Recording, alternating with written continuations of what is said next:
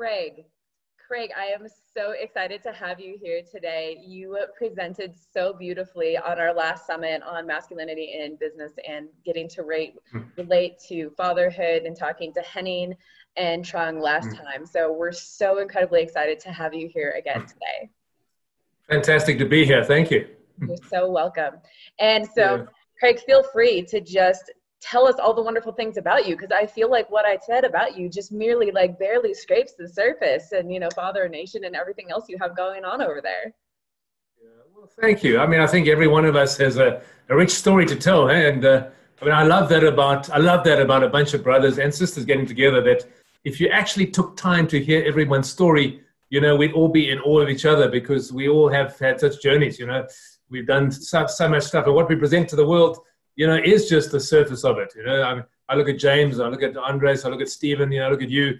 There's so much wealth in all of us, and it's beautiful to begin to unpack that. So great to be here, and thank you for having me on. You're very welcome, my friend. Fantastic.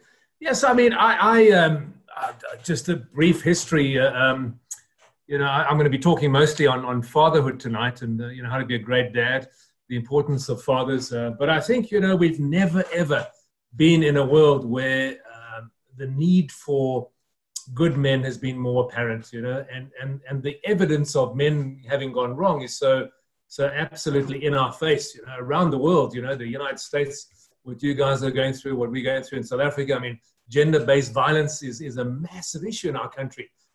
We just see so many men going wrong, you know, so much masculinity.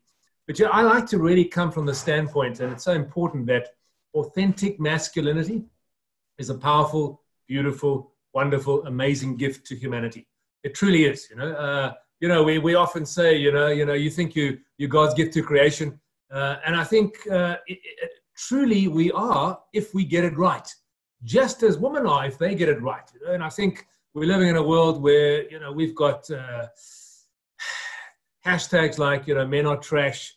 We've got, you know, recently a survey was done. I'll give you an example. A survey was done in the United Kingdom by a very reputable survey company called YouGov. And they surveyed a whole bunch of men, and they asked men of all different ages, you know, is masculinity a good thing or is it a bad thing? And older men generally came back and said it's a good thing. But in the category of 18 to 24-year-olds, 46% of them said that masculinity is inherently bad.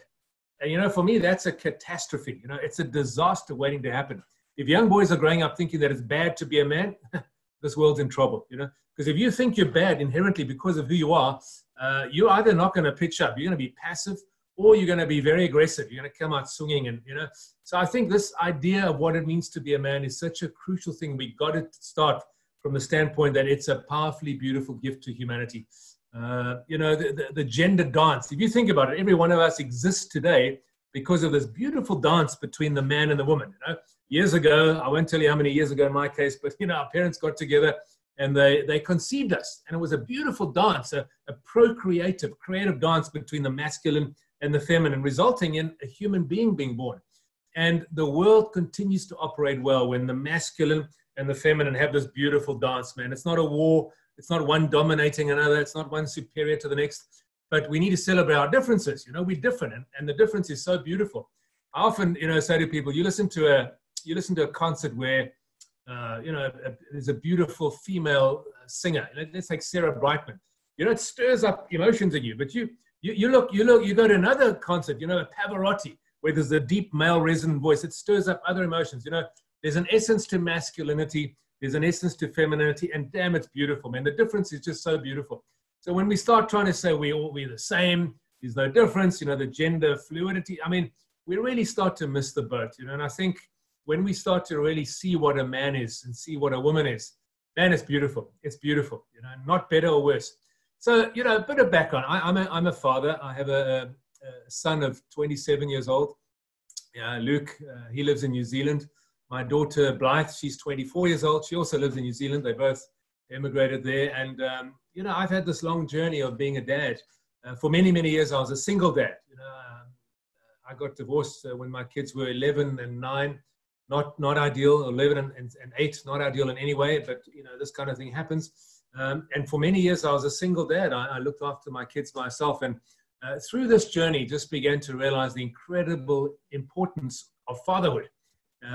Motherhood, of course, is important. Fatherhood, of course, no one is more important than the other. They both have a crucial role to play, but they're both equally important in different ways. When my daughter, I always tell the story, when my daughter Blythe was, I think she was 2.5 years old, the doctors came to us and they said that she would need surgery on her heart. She had a small hole in one of the walls of her heart, and she'd need corrective surgery. I mean, luckily, technology is fantastic these days. Instead of an open heart surgery, what it used to be, where they cut open the chest and open the ribs, they go in a catheter into the vein in the groin, and this device comes up and it pops into the heart and it seals. It's amazing. It's a 2-hour operation, 3 stitches, phenomenal. But when it was Blythe's turn to go into theater, I looked into the theater, and it's a scary environment. You've got these lab-coated doctors and nurses, a sterile environment, and here's my little 2.5-year-old girl, and I said to the surgeon, I said, please, doc, can I just bring her into surgery? No, she's scared. And he kindly said I could do that. So I had to scrub up, put on the mask and the gloves, and they let me walk her into theater, hold her in my arms, and they even let me take the mask that put her to sleep and put the mask over her face, and she fell asleep in my arms, And when she was peaceful and quiet, I handed her over to the surgeon. I left the theater. When she came around, I was in the recovery room. She came around. I was the first person she saw. Operation was a great success. She was out the next day running around. But 1 month later, something happened that really impacted my life in a very big way. We were having a barbecue at my house. In South Africa, we call a barbecue a braai. I bet you've never heard that word before, but it's a braai. It's a barbecue. We were having a barbecue at my house, and I had a group of friends and family there, and we were standing around on the lawn outside the house, and my daughter Blythe was standing next to me and holding onto my knee, as young girls do sometimes. And one of my friends said to her, Blythe, I believe you were in hospital recently. And she looked up at him and she said, yes, a little 2.5-year-old boy. She said, yes. She said, my heart was broken. She said, but my daddy fixed it.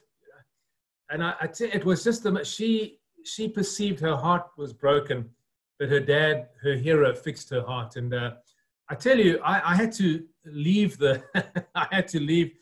tears were running down my cheeks.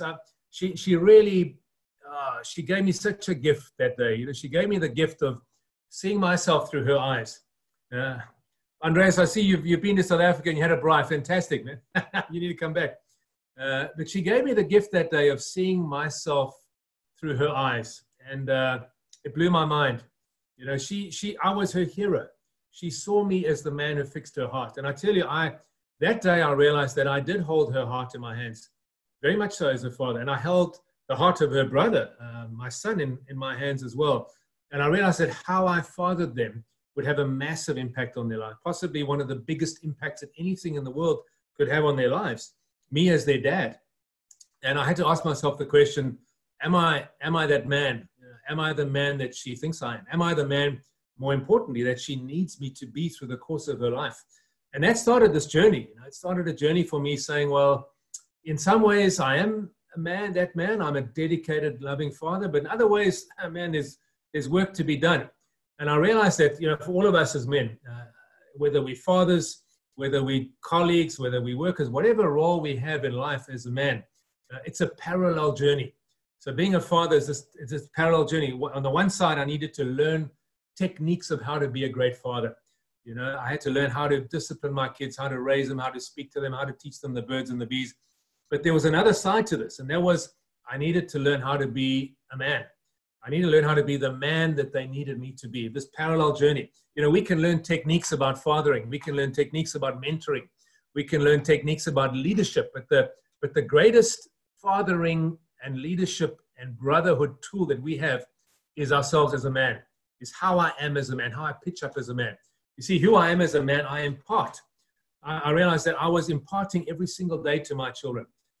If I had love in my heart, I was imparting love. If I had hate in my heart, I was imparting hate. If I had prejudice in my heart, I'm imparting prejudice. You know what? I could only give to them what I had in my life.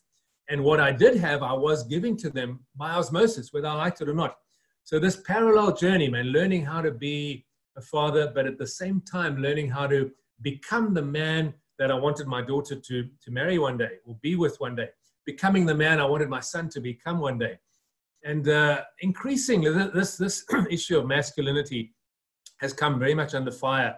You know, I don't know about the USA, I don't know about around the world, but, you know, often I speak to school boys, you know, teenage school boys, and I realize that these guys are living in a damn tough world, man. They're growing up in a world where they almost feel that they need to apologize for being a man. They almost feel like, you know, being a man is a bad thing. And I tell you, that's such a destructive, negative lie. It's an absolute lie that masculinity, as I said, is a beautiful, powerful gift. But I think of it often as a car. You know, we use cars all the time. You know, we go from A to B in a car. Every day I get in my car. And a car is a beautiful, wonderful piece of machinery. But it's also a very destructive piece of machinery. You know, on our roads in South Africa, we have multiple thousands of people killed every year in road accidents. So here you have a car. It's a wonderful tool. It's a wonderful instrument. But it's also a destructive instrument. And we need to learn how to drive a car, and we need to learn how to drive a car from somebody who's driven a car. You know, so we as younger men need older men to teach them how to drive masculinity. You know, just as we need them to teach us how to drive a car. You know, a car works when you drive it within the lines. You know? A car works when you get to a stop street and you stop. You get to a traffic light, it's red, you stop. You know, if you see a red, so many young guys, man, they see a woman saying, no, no, no, the traffic light is red, and they just keep going. You know? They haven't been taught how to manage their masculinity, manage this. And you know, masculinity is like a V6 motor. You know, it's like a 3-liter V. It's got tremendous power. How do we use that power? What do we do with that power? How do we drive it? And we need older men to teach us how to do that. Younger boys look to older men to teach them how to be men. And in the absence of that, they don't know how to do it. So they don't know how to drive this gift of masculinity. And so it becomes a destructive force. So as men, we need to look in the mirror. You know, we need to look at, how was my journey to masculinity? How was my journey to manhood? There's a wonderful book written by a guy called John Eldridge. He writes a book called Wild at Heart. And, you know, when you try and sum up the essence of what it means to be a man, there's so many different things that come to mind. If you ask 100 different people, you're going to get 100 different answers. You know, what does it mean to be a man? But he says at the core of the masculine heart are these three drivers. And I love the way he puts it. He says the first one is the desire for a battle to fight. He said the second one is the desire for an adventure to live. And the third is the desire for a beauty to pursue. I love that, man. A battle to fight, an adventure to live, and a beauty to pursue. You know, if you look at all the movies that men have made famous, you know, every one of them has those three themes. You know, you look at the whole James Bond series, every single movie that men love. And I don't know about you guys, but sometimes it's hard to choose a movie to watch with your partner. You know, I mean, you sit down, you go through Netflix, whatever, you know, you want to watch Rocky, Rambo, Die Hard, you know. She wants to watch somebody's diaries, you know, letters from whoever, you know. There's a different kind of ethos that drives us as men and women, you know. And those movies, every one of those movies has those themes. Eh? It's got the battle to fight, you know. It's got the evil that we need to fight and come against as a man. And it's got the adventure. It's got the wild car chases, the mayhem, the gunshots, you know. And we love that. We come alive as men. And there's always the love interest. And there's always the beauty that we want to pursue. There's always the beauty, the reason why we're doing all this crazy stuff. And that's what's at the core of a masculine heart. Bridget Jones' Diaries or something like, yeah, you're right. Yeah, I mean, don't let me watch that. You know, don't let me watch that. I'll fall asleep. I'll pretend, you know. I think the only reason men watch those kind of movies is they think it's good foreplay. You know? There you go. I'm being honest with you. But we pretend to like them. But there's the driver of a masculine soul. You know, it's a beautiful thing. You know, when my son Luke, when Luke turned 11, I said to him, Luke, you know, what do you want to do for your birthday? I said, you know, you can do anything you want as long as it's not too expensive. You know, let me know. So he comes up with this list. He says, Dad, I want to invite all my friends around, and we want to wrestle you. You know, I thought, geez, there goes my weekend. You know, 15, 11-year-olds wrestling me. And then he said, we want to play some rugby. Rugby's huge here. You know, American football's big in the States. Rugby's huge here. It's a rough sport. We want to then have an arm wrestling competition. He said, then, Dad, can we have some fireworks? And he said, Dad, I don't want to just light the fireworks. He says, can we blow something up, Dad? You know, his eyes come alive.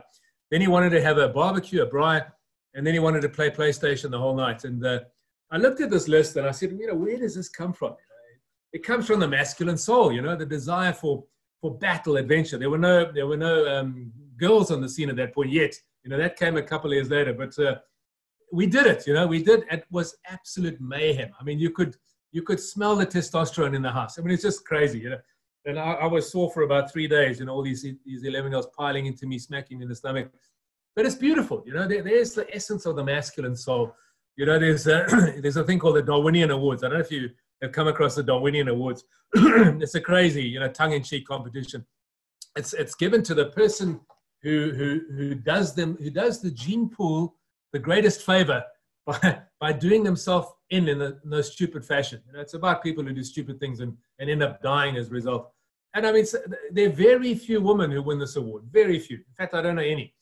But some of the things the guys do is crazy. You know, the one guy who lived somewhere, you know, in the US, I'm not sure where, but one day he went out to this military surplus store, and he purchased this jet engine. It's a booster jet engine that military aircraft tie onto them, you know, when they overloaded and they need an extra boost to take off. And he took this back to his house, and he welded this onto his Ford motor car. And he went out onto the highway, true story, man. And he fired this thing up. And it was the last thing he ever did, because the motor car took off, smacked into a cliff, exploded. He killed himself. But, you know, why does a guy do that? You know, why do men do that? It's just, you know, it's this desire for adventure, desire for craziness. When another story from Luke's life, you know, when he was, I don't know, 12 years old, him and a bunch of mates were hanging out after school on their BMX bicycles, you know, bored. And the one kid said to the other kid, he said, I wonder what would happen if we rode our bicycles into that brick wall over there.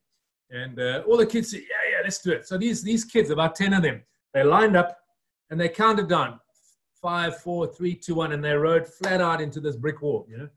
And there was some bike damage. There was a bit of, you know, bruising and a bit of nothing. Luckily, nothing broke, no bones broken. But the funniest thing was seeing the reaction of the moms and comparing that to the reaction of the dads. You know, the moms were freaking out. They were like, geez, you know, they were phoning the school psychiatrist. You know, little Johnny needs more Ritalin. You know, please help him. He's gone mad. And the dads were like, oh, that's my boy. You know, that's my boy. You know, it's different reaction. You know, when I ask women if they understand the story, they say, no, I don't know. Why would you want to ride into a brick wall voluntarily? You know, when you chat to guys and dudes, yeah, I get it, man. I get it. You know, where's my bicycle? You know, there's a different driver, and it's a beautiful thing. But what do we do with this? You know, what do we do with this? One of the little booklets I wrote, in South Africa, we have a real problem with gender-based violence. We have a real problem with men behaving badly, and we'll talk about why that happens. But so I wrote a little booklet called the 6-pack of masculine virtues. You know, the 6 things that men need to do that makes them a good man. You know, that harnesses this wildness into something that's very positive and beautiful to the world. And I'll quickly run through them, and then we'll just delve into some fatherhood, and then we'll just open up the floor. I don't want to speak for too long. You know, it's nice to get your guys' interaction. But if I run through them quickly, number 1 is truly masculine men use their strength for good. You know, there are 3 things we can do with our strength as men. We can fail to use it, and that doesn't make a man. You know, the opposite of masculine is not feminine. The opposite of masculine is passive. It's passivity. You know, masculine and feminine is a beautiful dance. They complement. They're not opposite. They're complementary. But the opposite of masculinity is passive. A guy that does nothing. You know, he sees a bully bullying and he does nothing about it. You know, he sees evil happening. He does nothing. I love the statement. We all know it. You know, that all it takes for evil to prevail is for good men to be silent. You know, so men who are passive, men who don't use their strength are not true masculine men. The other thing we can do with our strength is we can misuse our strength. You know, we can dominate. We see that in politics, man. We see that in business. We see even that in churches. Men, the alpha male, using his strength to dominate, to control, to manipulate, to get what he wants to take. And the third thing we can do with our strength is we can use it for good. We can use our strength well. I love the concept of the king who serves. I mean, it's just a beautiful concept. The warrior who's a lover, you know, the Rambo who's a poet. You know, it's this, you've got the strength, you've got the power, you've got whatever, but you know what? You choose to use that for good. There's a lovely bunch of guys, also in the US, I'm not sure exactly which state they're in, but it's a bunch of biker men, you know, macho guys, you know, tattooed like James. James, I dig the tats, man. Hey? Impressive. Very impressive. Yeah. Love it. Love it. Yeah? Perfect. Yeah, awesome. Really love it. Yeah. But a bunch of biker guys full of tats, leather jackets, whatever. And these guys, what they do, what does that say? Alicia. Beautiful. Elijah, yeah. Elijah, okay, Elijah. What does that stand for? No, it's Alicia. Craig said it right. Craig said it right. Oh, that's my daughter, and Luke is my son. Yeah, that's awesome. That's awesome. how we met. Good name. Good names amongst us. Oh, really? Luke, my son's little beautiful, man. Yeah, there's no danger tattooing the name of your kid on your body, man. When you tattoo the name of your wife, that can go wrong. But kid, you can never divorce, eh? And never should, eh? Beautiful. Power to you, man. But anyway, this bunch of biker guys, what they do is they've dedicated their spare time to helping women and children that have been abused. And a woman has to go to court. You know what they'll do? They'll pitch up in their bikes and they'll escort her to court, and they'll sit, arms folded like this, looking at the abuser in court, supporting the woman, just giving the message. You know what? You mess with this woman, you mess with us. And I love that, using masculine strength for good. It's powerful. It's beautiful. That's what it's there for. It's there to serve. It's there to love. Economic power is there to serve our families, our communities. Political power is there to serve the people who voted you in. Physical power is there to protect the people that are in your life. It's a beautiful thing. And men have strength, not just physical strength. We have emotional strength. Our words are powerful. Our words can build up or they can tear down. And so number one quality of a truly masculine man is he never fails to use his strength. He never misuses his strength. He uses his strength for good. The second one is that truly masculine men tend their fields. Every one of us has a field.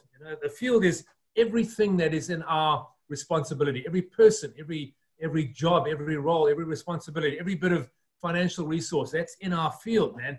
And truly masculine men step up to the plate and they take care of everything in their field.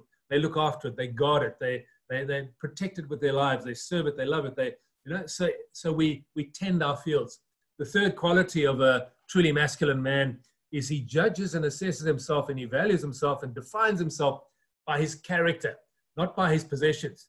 We live in a world where I talk about the four big lies of society: sex, power, money, and big boys don't cry. We grew up with those lies. The more women I can have, the more of a man I am. The more power I have, the more of a man. The more money, the more of a man. And by the way, big boys don't cry. And those are just such lies. Someone once said that the poorest man can leave behind the richest legacy, because it's not what you leave for somebody, it's what you leave in somebody that counts. So this third characteristic of truly masculine men is they judge and assess themselves by their character, not by their possessions, by what's inside, not what's on the outside. The fourth characteristic of a truly masculine man is he forms and he builds a band of brothers. We don't walk this road alone. And when we do, we suffer as a result. 3 years ago, I got a phone call on my cell phone, and it was a woman's voice, and she was sobbing so much, I couldn't hear what she was saying. When someone's crying so much, they can't get their words out. And eventually she managed to get the words out, and the words were, "Pete's just shot himself." Pete was a very good friend of mine, and this was his wife who was phoning me. And he'd just taken his life 3 years back, true story. And at the funeral, at the service, a bunch of us got together, good mates of his, mates that knew him very well. And the biggest tragedy of this was that none of us knew what Peter was going through. Had we known, Pete may still be alive today. But Pete felt that he couldn't share with us. And one of the key things about forming a band of brothers is the ability to be vulnerable, the ability to share our hearts. A bunch of women get together and very quickly, have a glass of wine, the tears are flowing and they know each other's stories.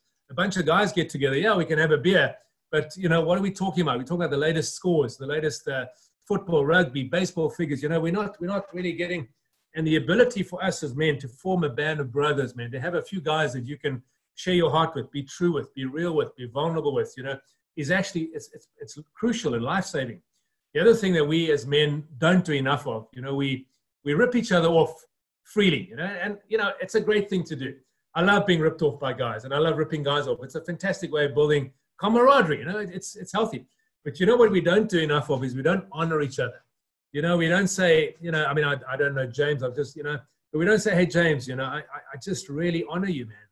I honor you as a great father, a great brother, a great man. You know, I just truly see you, I honor you, and I thank you.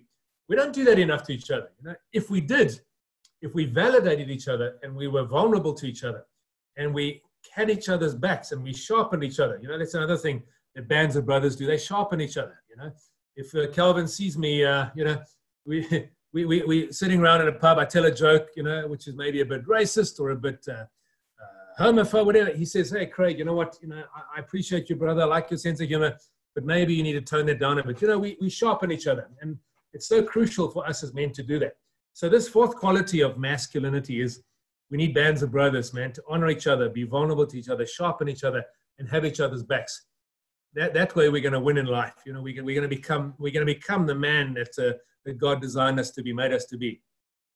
Number 5, you know, in terms of true masculinity, is we mentor the next generation. There's a lovely story from a game farm here in South Africa. There's a place called the Kruger National Park, and you know, it's world famous. And in the early 1990s, the elephant population in the Kruger Park was getting too large. So they have to reduce the population. There are too many elephants. It's very destructive to the other fauna and flora. So normally they used to shoot a few elephants, cull them. But this time there was a new park opening a couple of 100 k's away, and they decided to relocate some of these elephants to this new park. So they, because of logistics, they took some of the smaller elephants and relocated them to a park called Pilanesberg Game Reserve. Everything was fine. The elephants settled in very well. There's plenty of food. After a while, after a year or two, the younger male elephants started growing up, and they started going into what they call musk, which is where a young elephant sort of goes through puberty. They started behaving in very destructive manners. These young male elephants started trying to mate, true story, mate with rhinos. They even killed a few rhinos, because you can imagine a large elephant trying to mate, you know, doesn't work, you know. And rhinos were killed. They started charging tourists. They started behaving in a very destructive way. And the game reserve, the game managers were very confused because they'd never seen this behavior before. You know, the only thing that fixed these elephants was they went back to the Kruger Park. They found 2 big male, fully grown bull elephants, and they relocated these elephants to the Pilanesberg Park. Within 2 weeks, the behavior of these elephants was completely sorted out. Even the level of, it's called musk, it's like testosterone for you and I as men, in these elephants dropped down to normal levels. Why? Because the older bull elephants were there to teach the younger elephants how to behave. And you know, you and I in society, we're the bull elephants. If the older men are not there to teach the younger boys how to behave, they run amok, they don't know how to do it. Younger boys look to older men to teach them how to behave. So number 5 quality of an authentic man is we mentor the next generation. And number 6, and now I'll quickly do some fatherhood stuff and then we'll just open the floor. Number 6 quality of a champion man or an authentically masculine man is he makes the world a better place. You know, the mark of a good man is that wherever he goes, he enhances that place. Whatever relationship he's in, that person is better off because he's in the relationship.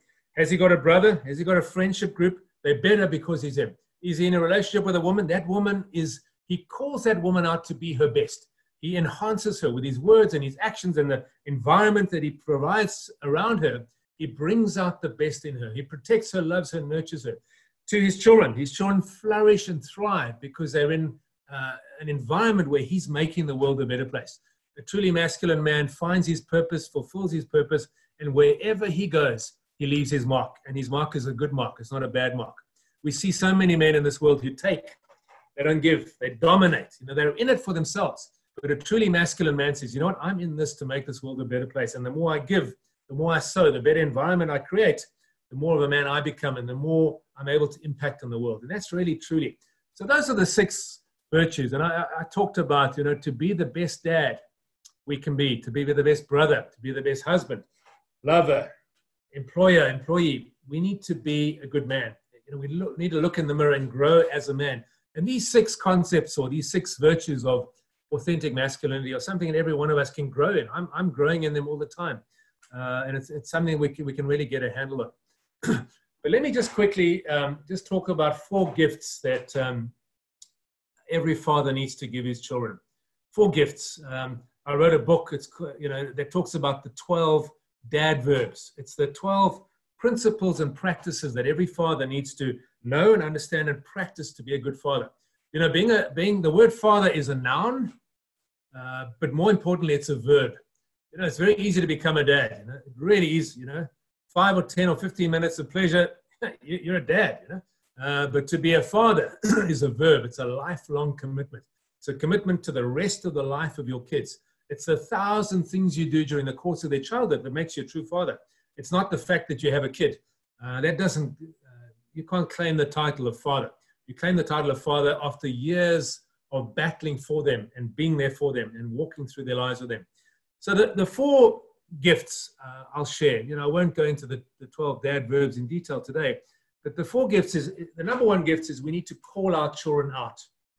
Every single human being has a deep, deep desire to be seen. How often does someone fall in love with someone who gets them? Imagine the scenario. You're sitting at home one day and on a Saturday afternoon, you hear a knock on the door, you go and you open the door, and here's this apparition standing there. It's this young dude, and you can smell a cloud of marijuana smoke, and you can see weed on his shirt, and you can, there's a motorbike in the driveway, and it's the kind of guy you just do not want anywhere near your daughter. And he says, "Hey, dude, I'm here to see Blythe," and you say, no, you're not, you're absolutely not. You must be in the wrong house. And then you hear this sweet little voice behind you, "Hey, Dad, he's here for me." And you close the door and you say, "What the hell? What, Blythe, what?" And she says these words. She says, "Dad, he really gets me. He really gets me. He understands me." We all have a desire to be seen, to be understood, to be known. Every one of us has the desire. And the first thing that we need to do for our children as men is to see them, is to get them, is to understand them, is to identify who they are. So many fathers are what I call the cookie cutter father. You come with a shape that you want your kid to be, and you clunk that shape over their lives. You're an American football player. You want your son to play AFL. You come and you force him into that. He doesn't want to. He wants to play piano or maybe do ballet or something. We don't see who they are. We try and force on them who we want them to be. And number one, if we see our kids, we don't write the script for our kids' lives. We help them read the script that's already been written on their hearts. That's what a father's there for, to read the script that's already written on the heart and soul of our kids and to see them. And that's tough, man. I mean, if you're a Rambo kind of dad and you've got a son who's a dancer, it's not easy to see that. You don't want to see that. You want to see Rambo. But written on their heart is something else. We need to see who they are. And this gift of calling them out, of seeing them, identifying them, understanding them, getting them. Most we all talk about kids go through a bad patch when they're teenagers. They hate their parents, they rebel.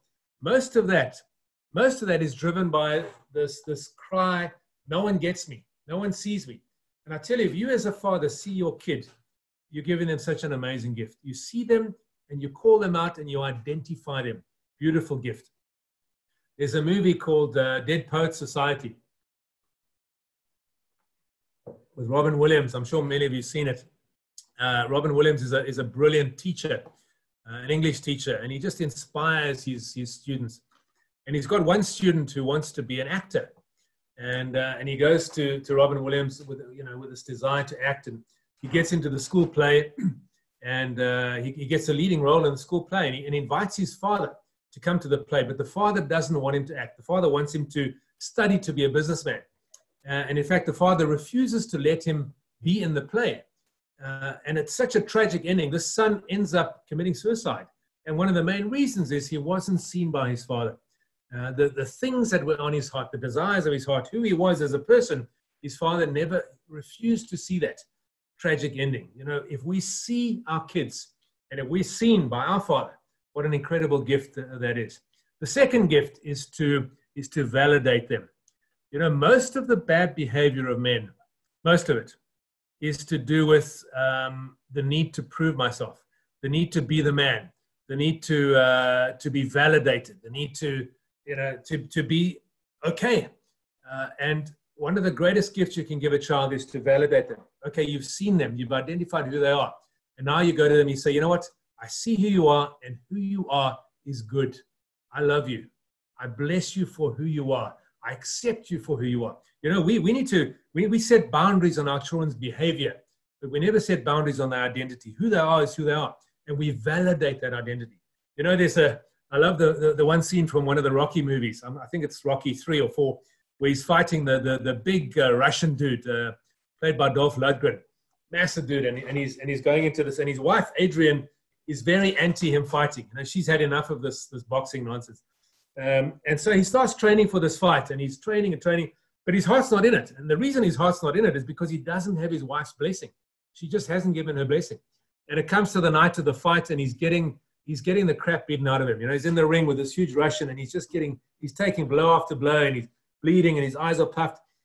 And what happens is Adrian arrives at the fight, and she comes and she sits down in the audience, and through these puffy eyes, he sees her, and the whole reason his heart is not in the fight is because he hasn't got her blessing.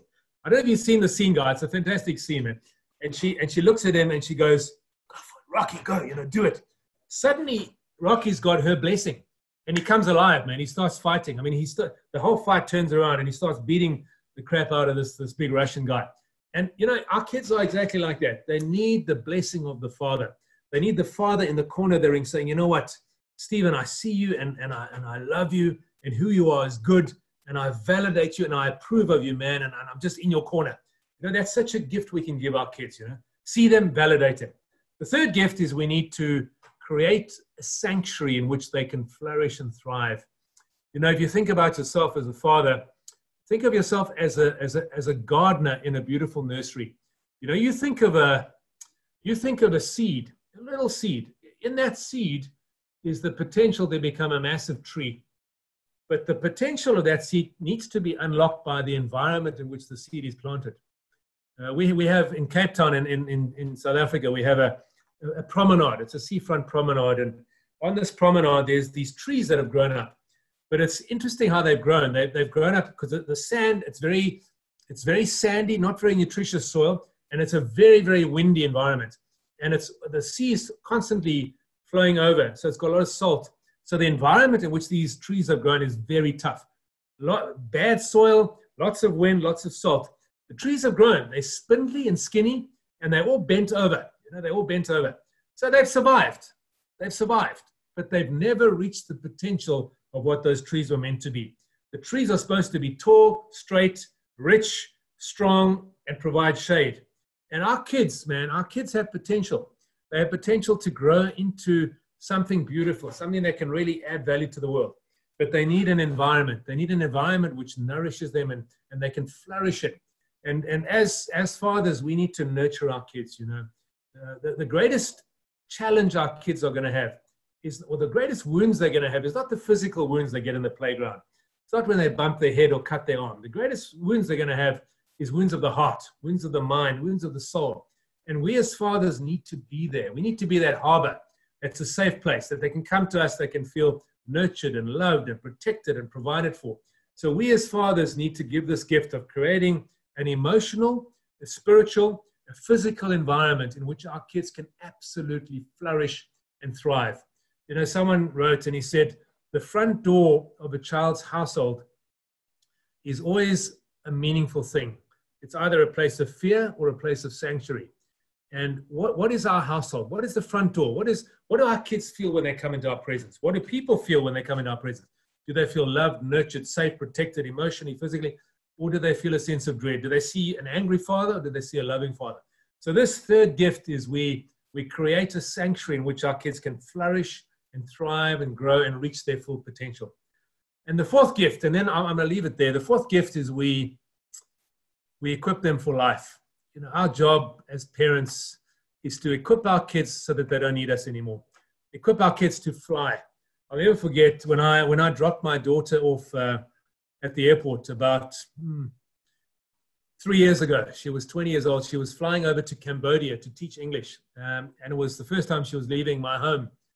And I tell you guys, it was mind-blowingly difficult. You know, I drove her to the airport, parked the car, we got out the car, we walked through, we booked her in, we had a coffee, and all the time, you know, I was kind of battling not to tear up. I was about to say goodbye to my little baby girl, and I was going to put her on this airplane and she's going to fly off to another distant land, you know. And it was so difficult, man. And when we finally got to I determined in my heart, I'm going to be strong. I'm not going to cry, you know. I'm going to be strong for her. And I gave her a beautiful letter, which I'd written to just tell her how much I loved her and how high she'd fly. And, you know, I'll never forget when she went through the gate. You know, you go through the gate and there's that long winding queue. You know, you go through this queue and then and I watched her and I waved to her and she waved to me. And when she went through that final section where you don't see anymore, man, I got back to my car and I just broke down. I mean, it was really tough, man. My little baby girl had flown the nest, but that's what we're here for. You know, we're here to launch them into the world as successes. You know, that's our job, and we need to equip them for life. You know, and some of the things we need to do is we need to teach them life. We need to teach them. You know, we outsource the education of our children to schools, colleges, universities. But you can never outsource the learning of life skills, of emotional intelligence, of spiritual intelligence, of values, of manners, of discipline. You know, these are the things that you and I, as fathers, we're the headmaster in that school of life. And we need to teach them how to do life. We need to teach them action and consequence. We need to teach them discipline. You know, one of the big mistakes parents make now is they become their children's friends before they become their children's fathers and parents. And that's a big mistake, man. We're not there to be friends. We're there to be fathers. And sometimes that means making the tough decisions. Sometimes that means being unpopular. I've done that many times. You know, the one time my daughter, she was 17, and she came home so excited the one day. She said, "Oh, Dad, we're all going to this concert called Rocking the Daisies." And man, as a father, I wasn't too excited about this because I did some research, and it was a whole weekend party. You know, where kids go and they set up a tent and they party the whole weekend. You know what goes on in those things. You know, it's sex, drugs, and rock and roll. And my 17-year-old, you know, so I did, and I said, Blythe, no, you're not going. I tell you, I said, when you're 18, but not now. I was very uncool dad. You know, in fact, all her friends hated me because all the other parents realized that, you know, they also stopped their kids going, and it was my fault. But I tell you something. She loved me for that because she knew that I had her back. I didn't want her to be in an environment where she'd be compromised. So we need to equip our kids for life. And the final thing I'll say is, and perhaps the most important aspect of equipping our kids for life and being a great father, is modeling the way. There's a story from England, from London, of a man who used to come home from work every single day. He used to drop his bag off and he used to walk to the pub down the road, walk to the tavern. And the one day he's sitting in the pub. He's one of those guys that has his seat and the barman doesn't have to ask him what he wants because he knows what his favorite drink is. He's sitting in the pub, he's drinking his beer, and he feels a tugging at his elbow. And he looks down there and there's his 5-year-old son tugging his elbow. And he says, "Oh, son, how did you find me? How did you find me?" And he said, "Oh, Dad, it was so easy." He said, "I just followed your footprints in the snow from the house to the pub." And this man had a revelation, man. He realized, you know, I'm leaving footprints. I'm leaving footprints. Where do those footprints go? I'm living a life. I'm modeling a life. I'm living a way. What am I teaching my kids and those beneath me by the life that I'm living? Where do my footprints lead? And he changed his ways. He stopped drinking. He stayed at home and he played with his son. And that's really the key for us. You know, our kids are not going to follow what we say. They're going to follow what we do. It's not our words. It's our actions that play the most important role. I'll end with this tiny story. You know, I started with a story about Blythe. Many years back, we moved from Johannesburg to a city called Knysna. Knysna is a beautiful seafront town. Johannesburg's inland, and it's quite a tough city to live in. And we relocated. My daughter was 7 at the time. And my family moved to this new city or town 2 weeks ahead of me. I still had some business to finish up in Johannesburg. They moved. We'd set up a house and everything. And I was on the phone 1 week into this period. 1 week I was, when they were in Knysna and I was still in Johannesburg, I was on the phone to my daughter. And I said these words to her. I said, "Blythe, isn't life beautiful by the sea?" And she said the most strange thing to me. She said, Dad, if this was my life, I would scream. And I said, why? Why, my precious? Why? Why would you scream? I was alarmed. And she said in this very soft little voice, she said, because you're not here, Daddy. And I realized then, luckily it wasn't a video call because the tears were streaming. I realized that the two most important words in a father's dictionary are be there, be there. No matter how good Blythe's life was, no matter how beautiful the sea was, no matter what toys she had, her daddy wasn't there, and that's what meant most to her. And I realized that as a father, we need to be there, be there in the big moments, in the small moments, be there, pitch up, be present through the mundane times and the important times. We have to be there. Most important two words in a father's lexicon.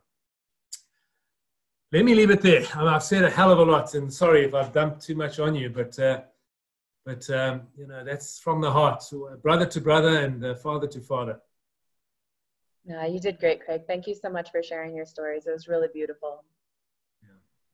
Thank you. Well, you're very welcome. So we'll open the floor to the gentleman for any questions, comments, stories.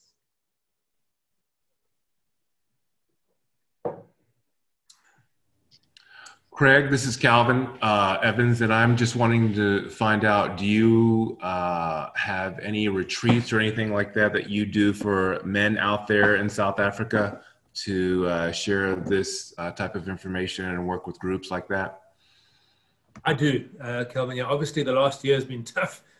We've done lots of Zooms, but not too many physical retreats. But yes, I do. I do take men away on weekends, and we have wonderful times.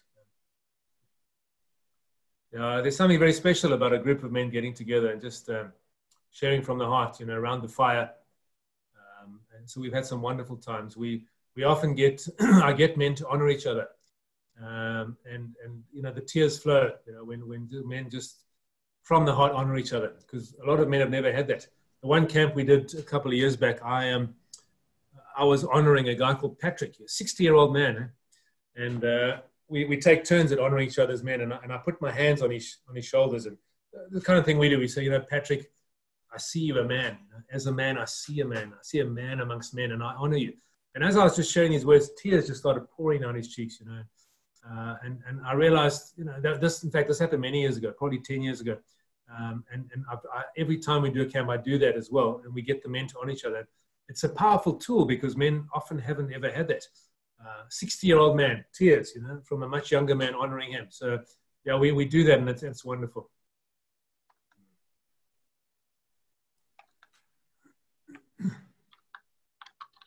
Any other comments or questions, guys? Craig, this was, I wrote it in the comments, just a lot of wisdom and a beautiful guidebook, handbook, framework to what it means to be a dad. And I love the simplicity with which you put it into words. No questions, just appreciation for how you worded that. Thank you very much. Appreciate that. Appreciate that. Thank you. It means a lot.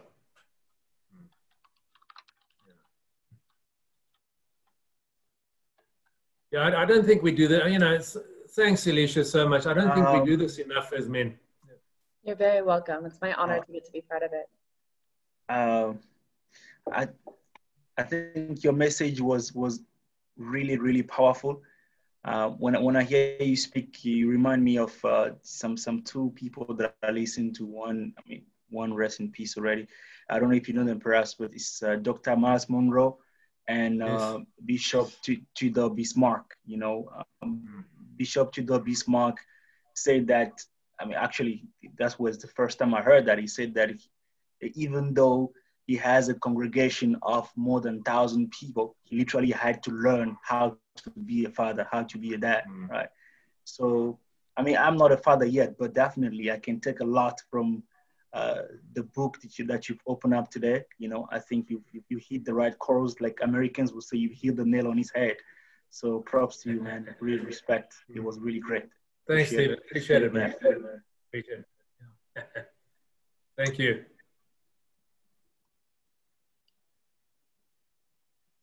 So I don't typically jump in, but I'm really curious.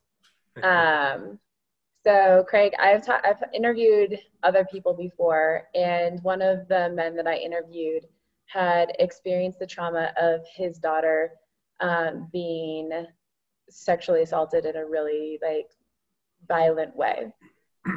And so as a father, and working through that and honoring your own masculinity and also the femininity within yourself, how would you, what advice would you give to others? You mean after I've killed the perpetrator? No, I mean, I understand. I feel like that's like a natural response that would come up in pretty much everybody. And so how do you balance that? Because I mean, we asked Stephen about anger, and all of us have anger and rage inside of us. And so how do we honor that experience and ask for the support within our groups of people and meeting the needs of one's children? I don't personally have children, but how do you be able to handle yourself and stay calm and be able to honor the space and what they're experiencing in trauma? Well, I mean, look, I think that's probably one of the most difficult things any man would ever have to deal with, because the natural instinct is one of incredible sense of protection. And I think, what I say to men is we need to model that masculinity is powerful, but it's safe. It's powerful, but it's safe. I say to men, we're designed to be dangerous as men. We are, but never dangerous to women, never dangerous to children, never dangerous to each other as brothers, never dangerous to society, dangerous to whatever threatens women, children, society, each other. And I think the more we're able to model strength but safety, the more our daughters will grow up with a true understanding of masculinity and an ability to see the bullshit and not accept false masculinity. I think a lot of women who accept false masculinity are women who haven't had good masculinity modeled to them. So there's a sense of this is the norm. The norm is destructive masculinity or toxic masculinity. So therefore I'm drawn to that and I accept that. But if as men we model to our sisters, mothers, colleagues, daughters, powerfully positive, safe, healthy masculinity, then women know that that's what it should be. And when they see what it's not, they don't accept it. So how to model that in the extreme case that you've just shared? I think forgiveness is a very misunderstood concept. Forgiveness is not accepting that what happened was okay. Forgiveness is taking back your power and not giving evil power over you. Someone once said that unforgiveness is like taking poison and hoping it's going to damage the other person. And it's so true, So in that sense, it's taking the power away from the perpetrator. The perpetrator is evil, distorted, sick, completely, and justice must take its course, and it shall. But, for us to give that power by constantly being consumed by anger over it, disempowers us. So I think that's the first thing in dealing with that. The second thing in dealing with it, in counseling someone or your daughter, is you say, this absolutely was an evil act by a twisted evil soul, and it had nothing to do with you. It wasn't your fault in any way. You didn't ask for it. It wasn't your fault. You're a beautiful, wholesome person. Didn't ask for this. We live in a world that has evil in it. Evil happened. It was desperately unfortunate, not your fault, And I think if we deal with it in that kind of way, with the love, the grace, the strength, the empowerment, it enables us to come out of it stronger, as opposed to us carrying a tremendous wound into the future as a result. And we can, when adversity strikes, and that's the ultimate violation for a woman, isn't it? Being sexually violated against your will. But even that can make someone stronger if one is able to deal with it in a sense of, this was not my fault. This was a dreadful, dreadful thing that happened. Let's say you're driving a car and a drunk driver smashes into you. You win. It's not your fault. What happened, you need to deal with, and how do we deal with it? So, it's a very difficult scenario, but I think there are ways of coming out of it very powerfully. It's true, and I appreciate you speaking to that. And to take it to another level, I mean, there are young men that also experience sexual assault from men and from women. And how, as a father, do you connect with your sons if they experience a sexual trauma as well? So it's an important conversation to have that I feel like is not addressed nearly often enough. No, it's not. And funny enough, men go through different things than women. I mean, for both, there's a real sense of shame attached. But somehow, and we have this in South Africa, a man feels less than. He feels ashamed that he was weak enough to be abused by a woman. You know, it happens. And so there's a tremendous, so you've got to take the shame out of it. You've got to say, well, let's be honest, let's talk. You know, whether it was a woman or a man, it's an evil act. It's a violative act. And no shame on you, because, you know, and so let's be stronger from this. You know, let's learn. You know. I thank you so much for bringing all this to the forefront and to vulnerably answer my difficult questions. Andreas, do you have a question, my friend, or is that we have clapping? it's the clapping. I'm still clapping. That's I'm using the reactions that Steve gives us. So with the clapping, Craig, yes, it's always a joy to have you on the summits, and I appreciate you so much for the value that you bring to the table and for everything that you do in your country to support fathers and men and help people with the gender-based violence. It's really important, the work that you're doing. So thank you so much, and you too. And gents, fantastic meeting you all, man. Appreciate it.